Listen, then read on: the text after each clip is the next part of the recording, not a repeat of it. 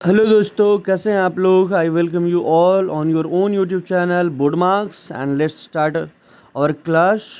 तो सबसे पहले हम लोग देखते हैं लैंग्वेजेस एंड स्क्रिप्ट्स। अशोका क्या इंस्क्रिप्शंस के बारे में we had already studied, and Ashoka के इंस्क्रिप्शंस में कौन कौन से लैंग्वेजेस यूज़ किए गए थे एंड उन लैंग्वेजेस का कौन कौन सा स्क्रिप्ट है, पहले उसको थोड़ा समझ लेते हैं। उसको समझने के लिए हमारे पास क्या है, तो हम देखते हैं कि अशोका का ज़्यादातर most of his inscriptions were written in Prakrit language, ठीक है।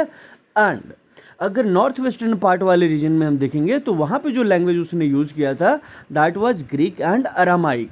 यानी ज़्यादातर प्लेसेस पे उसने प्राकृत लैंग्वेज में जो है अपना मैसेज इंस्क्राइब करवाया, एंड कुछ प्लेसेस पे स्पेशली नॉर्थ वेस्ट वाले रीजन में ग्रीक एंड अरामाइक लैंग्वेज उसने यूज़ किया। प्राकृत लैंग्वेज जो है वो ब्राह्मण स्क्रिप्ट में लिखा जाता था, एंड जो ग्रीक एंड अरामाइक लैंग्वेज है ये खरोष्ठी स्क्रिप्ट में लिखा जाता था। इसके अलावा ये जो खरोष्ठी स्क्रिप्ट यानी जो ग्रीक एंड अरामाइक लैंग्वेजेस है ये अफगानिस्तान वाले रीजन में जो है यूज किया गया है। अब यहाँ से आगे हम लोग बढ़ते हैं an early empire. An early empire में we will look at various dynasties who ruled over the Magadha. Magadha के ऊपर रूल करने वाले कौन कौन डायनेस्टीज थे, तो सबसे पहला डायनेस्टी हम लोग याद करते हैं हरियका डायनेस्टी। हरियका डायनेस्टी में सबसे फेमस रूलर जो पढ़े हम लोग बिंबिसार, अजातशत्रु। उसके बाद आता है शिशुनाग डायनेस्टी, ठीक है। शिशुनाग डायनेस्टी के बाद जो तीसरा डायनेस्टी रूल करता है इंडियन सब कॉन्टिनेंट के ये मगध के ऊपर, वो है नंदा डायनेस्टी। इसके मोस्ट पावरफुल रूलर महापद्मानंद के बारे में थोड़ा सा नाम पढ़े हैं ऑलरेडी। एंड नंदा डायनेस्टी के बाद जो है लास्ट रूलर धनानंद को टॉपल करने के बाद जो डायनेस्टी रूल करने आया वो डायनेस्टी कौन सा था, तो ये था मौर्याज डायनेस्टी। ये है मौर्य डायनेस्टी। अब कहता है कि ग्रोथ ऑफ मगध, मगध का ग्रोथ जिस तरह से मगध जो है सबसे पावरफुल किंगडम बन रहा था, it culminated in emergence of Mauryan empire. यही जो है इन सारे डायनेस्टी का जो एक एक करके कॉन्ट्रीब्यूशन रहा, इसने जो है एक बेस तैयार किया मौर्यन एम्पायर का इमरजेंस के लिए। अब मौर्यन एम्पायर का फाउंडर कौन, तो it was founded by Chandragupta Maurya, ठीक है। कब फाउंडेशन इसका रखा, तो 321 BCE में, ठीक है। एंड उसके बारे में देखोगे तो he controlled a vast territory over Indian subcontinent extended from, अगर नॉर्थ वेस्ट वाले रीजन में देखेंगे तो अफगानिस्तान से बलूचिस्तान तक, ठीक है। एंड उसका grandson Ashoka, most arguably most famous ruler या मोस्ट पावरफुल मौर्यन रूलर जो है अशोका, ही कनकर्ड कलिंगा। कलिंगा आज का जो present coastal area of Orissa है इसको हम क्या कहते हैं, कलिंग बोलते हैं। तो उसने जो है कलिंगा को कैप्चर किया। अब हम लोग आते हैं कि what are various sources with us to know about Mauryas. Mauryas के बारे में जानने के लिए हमारे पास क्या क्या सोर्सेस है, मौर्य डायनेस्टी के बारे में हम लोग क्या कैसे जानते हैं, तो सबसे पहला सोर्स जो है हमारा है वो है आर्कियोलॉजिकल फाइंड्स। आर्कियोलॉजिकल फाइंड्स में यानी जो मटेरियल रिमेन्स है उसमें स्पेशली जो है स्कल्पचर, ठीक है।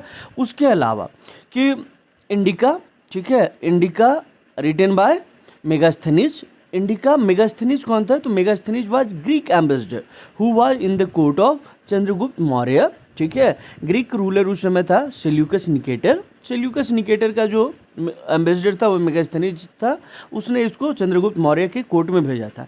एंड इसने एक बुक लिखा था जिसका नाम था इंडिका।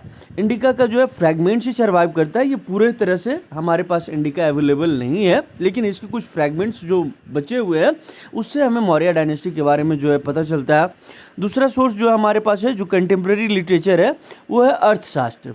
अर्थशास्त्र के बारे में कहा जाता है कि parts of which were written और कंपोज बाय कौटिल्य या चाणक्य। इनका जो ओरिजिनल नाम था वो था विष्णुगुप्त। विष्णुगुप्त या चाणक्य या कौटिल्य एक ही पर्सन है। He is considered as minister of Chandragupta Maurya. And आगे के हायर क्लासेस में आप पढ़ोगे कि किस तरह जो है चंद्रगुप्त मौर्य चाणक्य के साथ मिलकर के जो है मौर्यन डायनेस्टी का जो है फाउंडेशन रखा, ठीक है। एंड चाणक्य का बहुत बड़ा कंट्रीब्यूशन रहा है मौर्य डायनेस्टी को एस्टैब्लिश करने में एंड नंदास को टॉपल करवाने में। इसके अलावा हमारे पास और क्या सोर्सेस है, तो लेटर देखोगे कि जो बुद्धिस्ट जैना एंड पुरानिक लिटरेचर है ये सब जो है मौर्याज के बारे में मेंशन करते हैं। इसके अलावा जो कंटेम्प्रेरी संस्कृत लिटरेरी वर्क्स रहे हैं उसमें जो है मौर्याज के बारे में मेंशन किया हुआ है। एंड ये सारे तो इंपॉर्टेंट सोर्सेस हैं ही हमारे पास मौर्याज के बारे में जानने के लिए। इन सब के अलावा जो सबसे मोस्ट इंपॉर्टेंट या वैल्यूएबल सोर्स है वो क्या है, the inscriptions of Ashoka on rocks and pillars जो उसने मैसेज इंस्क्राइब करवाया अपने सब्जेक्ट को लेकर के, ये हमारे पास सबसे इंटरेस्टिंग या वैल्यूएबल सोर्स है to know about the Mauryas and specially about Ashoka. अब थोड़ा अशोका के बारे में देखते हैं। तो अशोका के बारे में बताया कि जो है most famous ruler from Buddhist text and most powerful ruler भी, ठीक है। इसने कलिंगा को कैप्चर किया था, ठीक है। तो मोस्ट फेमस रूलर जो है ये रहा है। इसके ऊपर एक मूवी भी बना हुआ है अशोका, शाहरुख खान का है मूवी, अगर मन करे तो आप लोग देख लीजिएगा। कहता है कि he was the first ruler, वो पहला रूलर था जो अपने मैसेजेस को इंस्क्राइब करवाया था। किसके लिए? तो to his subjects and officials, अपने सब्जेक्ट्स यानी अपने प्रजा, अपने लोगों के लिए, अपने ऑफिशियल्स के लिए उसने मैसेजेस जो है स्टोन सरफेसेस पे इंस्क्राइब करवाया। कौन से स्टोन सरफेसेस? तो जो natural rock as well as polish pillar, यानी ये एक नेचुरल रॉक रहा, इस पे जो है हम अपना मैसेजेस जो है इंस्क्राइब करवा रहे हैं। जैसे कि आप बोर्ड मार्क्स को जो है रिकमेंड कीजिए, लोगों को पढ़ने के लिए बोलिए बोर्ड मार्क्स में सर जैसा पढ़ाते हैं या आपको जैसा लगता है आप फीडबैक दीजिए, तो ये मैंने मैसेज इंस्क्राइब करवाया। तो इसी तरह से जो है अशोका, उसका जो मैसेज था लोगों से, वो क्या चाहता था, क्या करवाना चाहता था, उन सबको उसने जो है रॉ स्टोन सरफेसेस पे जो है लिखवाया, ठीक है। And whatsoever he understood about Dhamma, ठीक है, उन सबको भी जो है उसने इंस्क्राइब करवाया। अब धम्मा को लेकर के अशोका का क्या जो है अंडरस्टैंडिंग था? तो धम्मा यानी जो है पाली वर्जन है किसका? धर्म का। धर्म को लेकर के अशोका क्या समझता था? तो कहता है कि पहला उसका मैसेज था कि रिस्पेक्ट टूवर्ड्स एल्डर्स, जो आपसे बड़े हैं उनके टूवर्ड्स क्या करना है? आपको रिस्पेक्ट शो करना है। ये धम्मा का मैसेजेस है, याद रखिएगा कि whatever the message of Dhamma. दूसरा, you have to show generosity, आपको उदार बनना है। किनके लिए? तो towards Brahmin and those who have renounced worldly life, जो संसारिक जीवन छोड़ करके जो सन्यासी बन गया, जो संत बन गया, उनके टूवर्ड्स थोड़ा सा आप उदार रहिए, थोड़ा सा आप पोलाइट एंड हम्बल रहिए। इसके अलावा तीसरा वो क्या बताता है कि जो आपके स्लेव्स है एंड सर्वेंट्स है, इनको काइंडली ट्रीट कीजिए। ऐसा नहीं, बहुत रूड नहीं बनना है अपने स्लेव्स एंड सर्वेंट्स के साथ, ठीक है।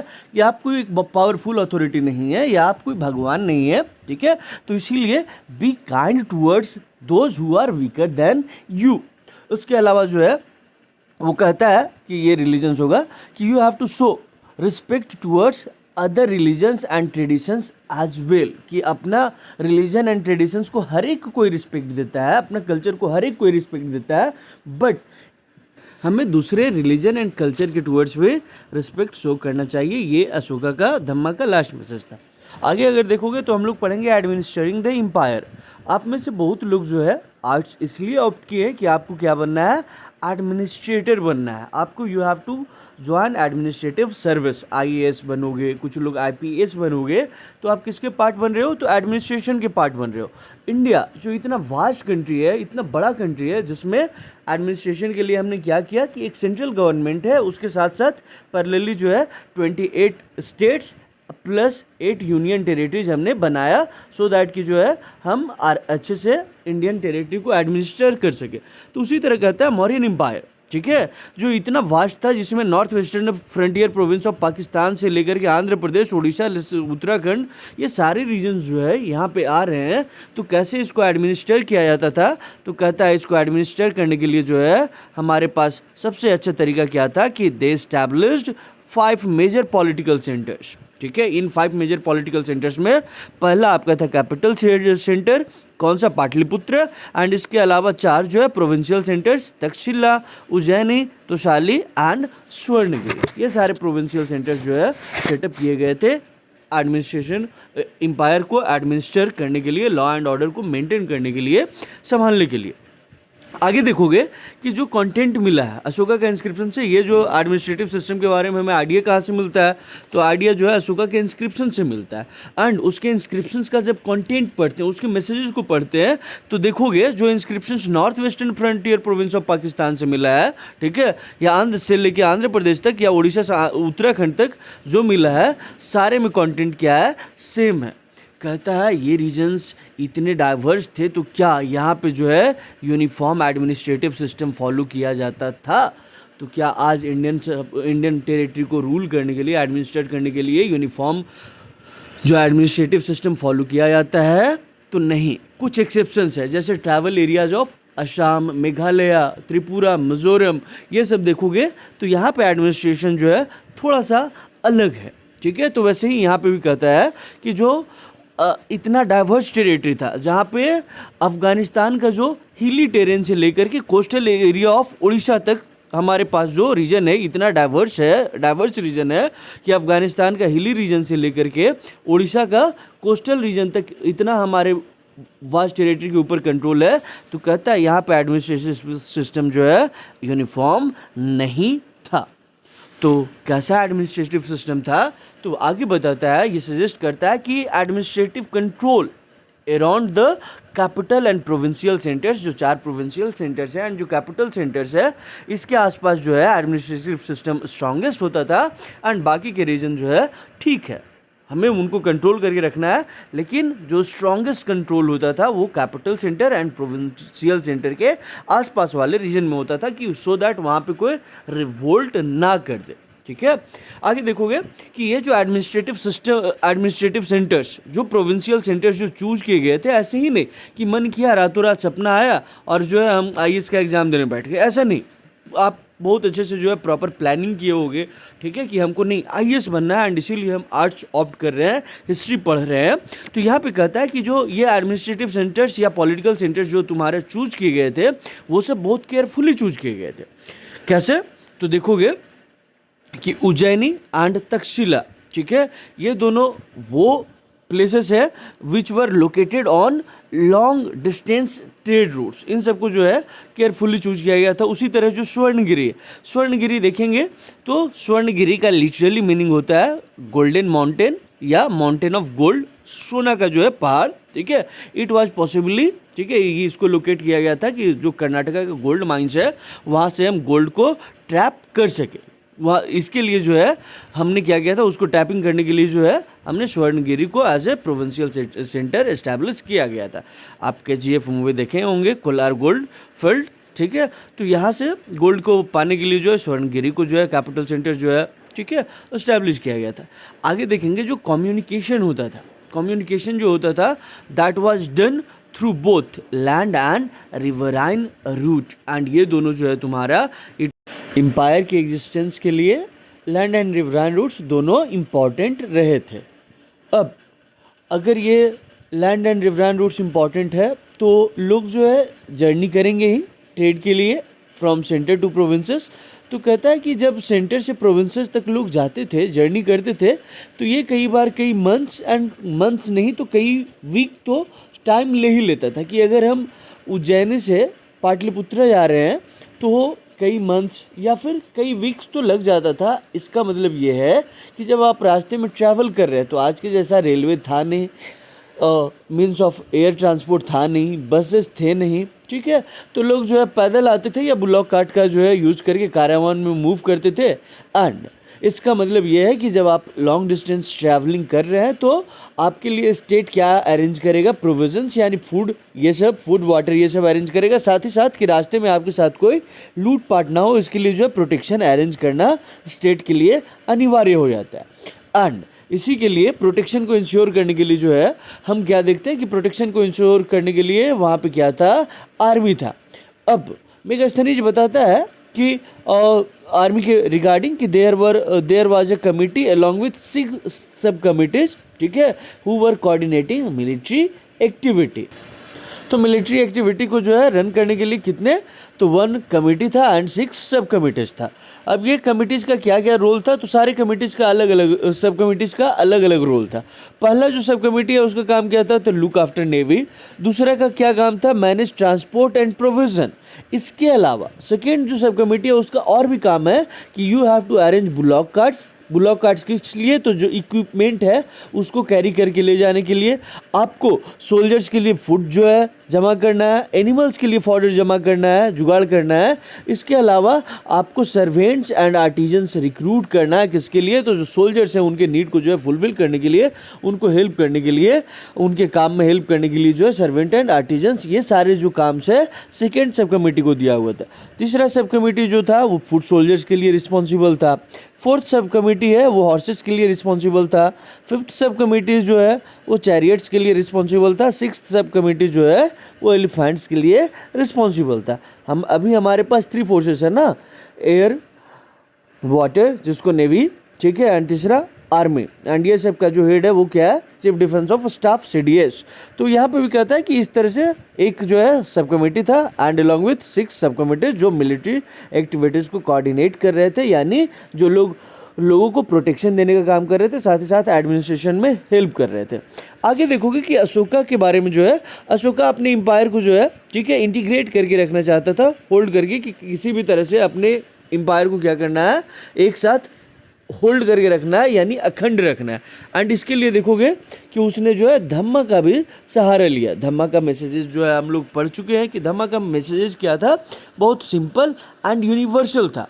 एंड इसीलिए अशोका कहता है कि अगर धम्मा को आप फॉलो करते हैं, मैसेज ऑफ धम्मा को अगर आप फॉलो करते हैं, तो आपका जो लाइफ है, ठीक है, इस बर्थ में, साथ ही साथ जो है अगले बर्थ में जो है आपका जो सब कुछ है वो ठीक रहेगा। एंड इसके लिए जो है अशोका जो है कि धम्मा के मैसेज को स्प्रेड करने के लिए उसने स्पेशल ऑफिसर रिक्रूट किया, अपॉइंट किया, जिनको बुलाया जाता है धम्म महामताज।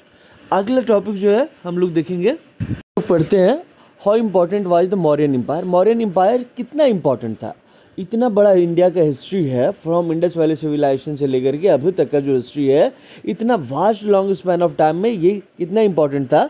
तो कहता है कि व्हेन इन 19th सेंचुरी, जब स्कॉलर्स जो है, ठीक है, अर्ली इंडियन हिस्ट्री के बारे में रिकन्स्ट्रक्ट करना स्टार्ट किया, तो उन्होंने मौर्यन एम्पायर के इमरजेंस को एक मेजर लैंडमार्क कंसिडर किया।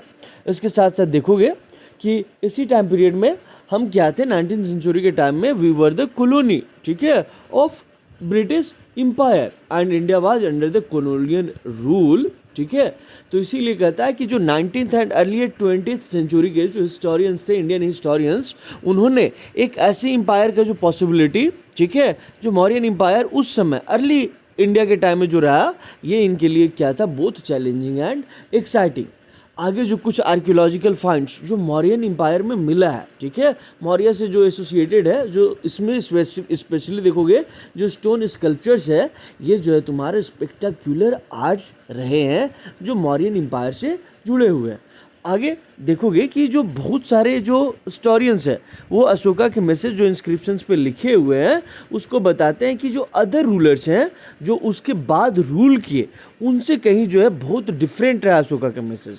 अशोका का मैसेज डिफरेंट कैसे था, तो उस देखोगे कि अशोका वाज मोर पावरफुल, साथ ही साथ यहाँ पे जो है तुम्हारा इंडस्ट्रियस, यानी बहुत ज़्यादा मेहनती एंड परिश्रमी आदमी था।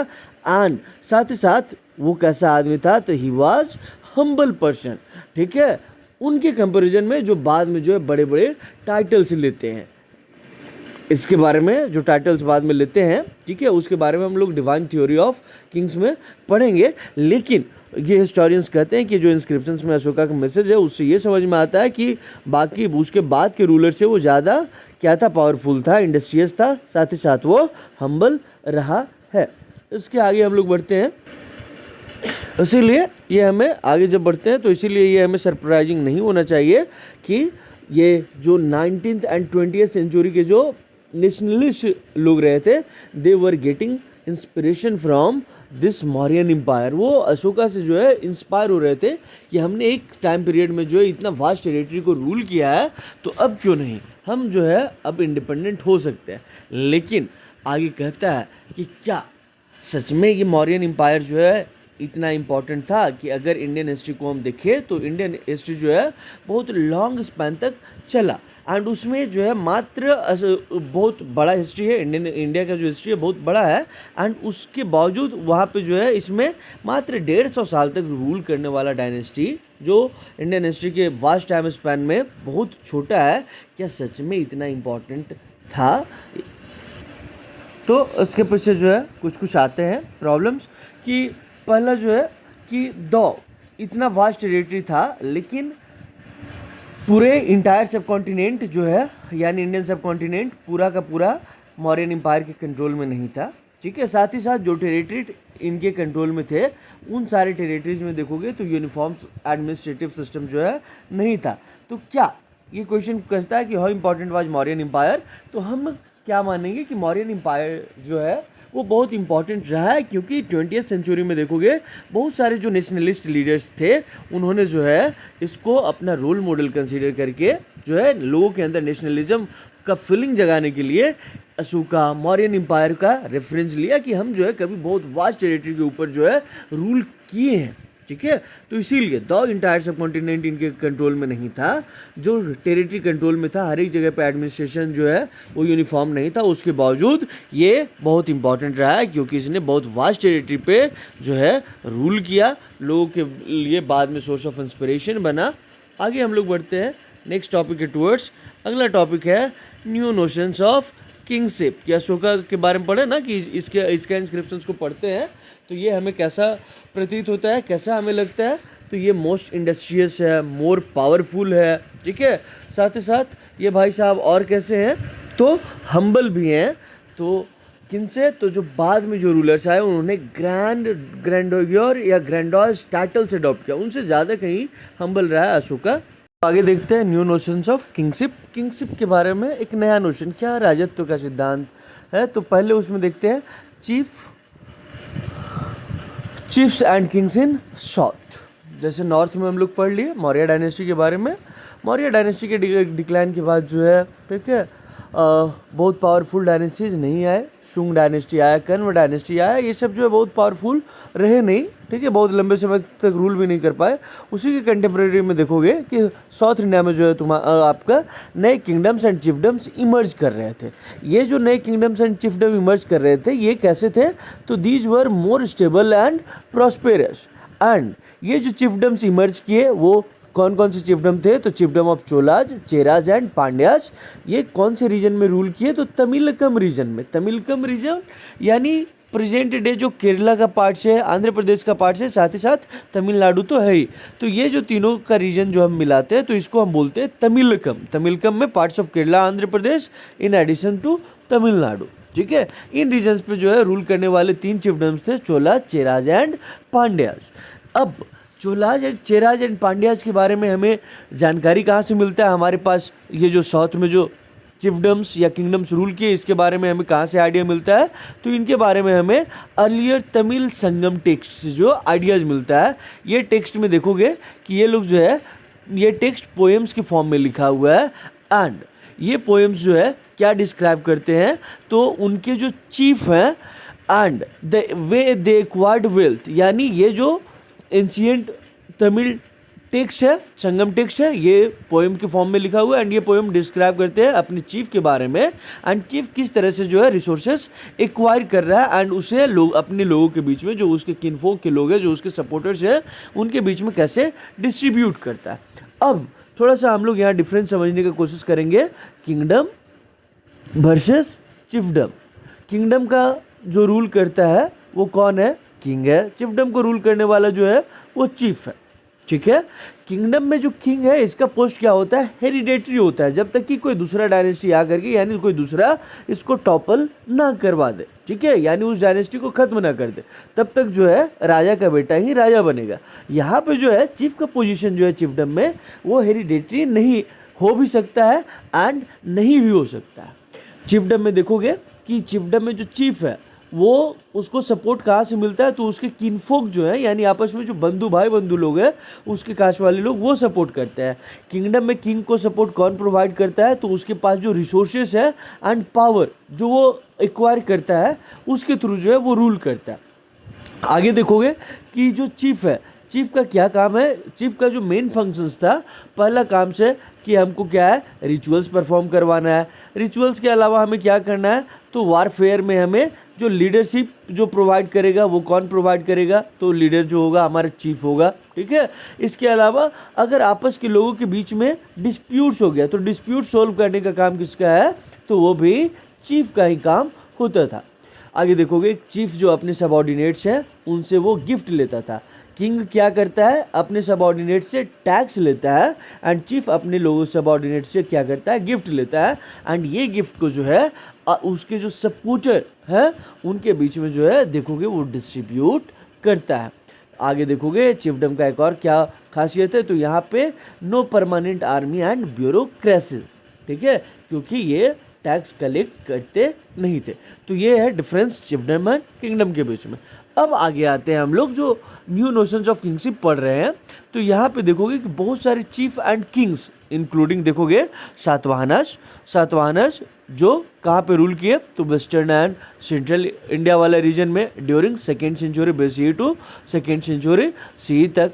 ठीक है, इनके अलावा सातवाहनस के अलावा सका रूलर्स, ये जो है तुम्हारे north western and western part of the sub continent में जो है रूल किए। ये लोग जो है तुम्हारे रेवेन्यू कहाँ से जनरेट करते थे, तो लॉन्ग डिस्टेंस ट्रेड से ये रेवेन्यू जनरेट करते थे। उसके बावजूद प्रॉब्लम क्या था कि their social origin was obscure, कि ये यहाँ पे देखोगे कि हम लोग पढ़े ना कि जब धर्मसूत्राज का कंपाइलेशन किया जा रहा है तो जो rulers were expected to be Kshatriyas, की जो क्षत्रिय है वही आपका रूलर बनेगा। यहाँ पे क्या हो रहा है कि ये जो सातवाहनज के बारे में हम लोग पढ़ेंगे कि ये नॉन क्षत्रिय किंग्स है। ठीक है, उसी तरह जो सकाज कहाँ के है, तो सेंट्रल एशियन ओरिजिन है। तो कहता है कि इनका सोशल ओरिजिन क्या था, ऑब्सक्योर था।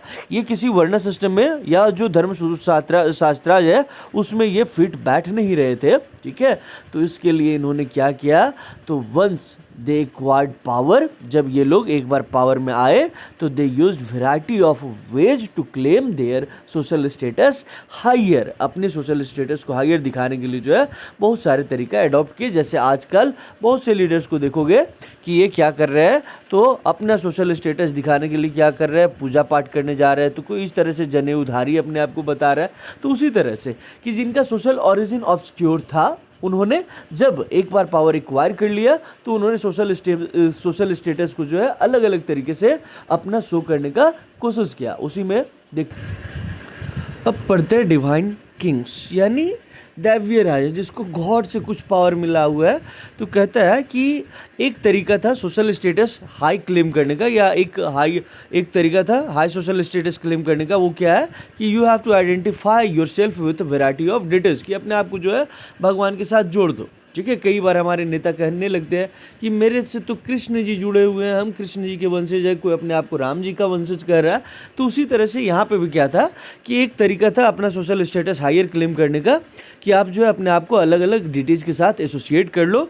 एंड इसको अगर देखना है कि कौन कौन से ऐसे डायनेस्टीज थे या रूलर्स थे, तो सबसे बेस्ट एग्जाम्पलीफाइड कहाँ पे है, तो जो कुशानाज रूलर्स कहाँ पे से कहाँ रूल किए, तो central Asia to north west India. ठीक है, कब से कब तक रूल किए, तो 100 BCE टू 100 CE। इनके बारे में जो है हमें कहाँ से आइडिया मिलता है, तो इनके जो इंस्क्रिप्शंस है एंड जो टेक्सचुअल ट्रेडिशंस है, इससे पढ़ के हमें जो है कुशानाज के बारे में आइडिया मिलता है। ठीक है, कुशानाज जो है तुम्हारा, ठीक है, जो नोशन किंगशिप का प्रोजेक्ट करना चाह रहे थे, जो अपने किंगशिप का नोशन जो है बताना चाह रहे थे, वो इनका जब हम कॉइन्स एंड स्कल्पचर्स को पढ़ते हैं तो बहुत अच्छे से हमें समझ में आता है कि किस तरह से ये अपने आप को डिवाइन किंग प्रोजेक्ट करना चाह रहे थे। एंड ये कॉइन्स एंड स्कल्पचर्स कहाँ से मिला है, तो ये कॉइन्स एंड स्कल्पचर्स में या हमें क्या बताता है, तो ये बताता है तो जब कुशाना स्कल्पचर्स देखोगे तो ये वाला जो पिक्चर है आप देखेंगे, तो ये देख करके हमें ये पता चलता है कि क्या बता रहा है कि कोलोशल स्टैचू जो, यानी कुशाना रूलर्स का देखोगे कि एक बड़ा बड़ा स्टैचू जो है हमें कहाँ कहाँ से मिला है, तो एक मथुरा। ठीक है, मथुरा में एक प्लेस है माट नियर मथुरा उत्तर प्रदेश में। इसी तरह से जो है श्राइन में एक और स्टैचू मिला है, कहाँ पे, अफगानिस्तान में जो है स्टैचू मिला है। ठीक है, जो कहाँ पे इंस्टॉल है, श्राइन में इंस्टॉल है, उसी तरह मथुरा में इंस्टॉल है। तो ये सब को देखने के बाद जो है हिस्टोरियंस ऐसा अनुमान लगाते हैं कि कुशाना रूलर्स जो है अपने आप को गॉड लाइक कंसीडर करते थे, अपने आप को भगवान के जैसा ये लोग कंसीडर करते थे। साथ ही साथ देखोगे कई कुशाना रूलर्स जो है तुम्हारा, इन्होंने टाइटल अडॉप्ट किया था, क्या, देवपुत्र का।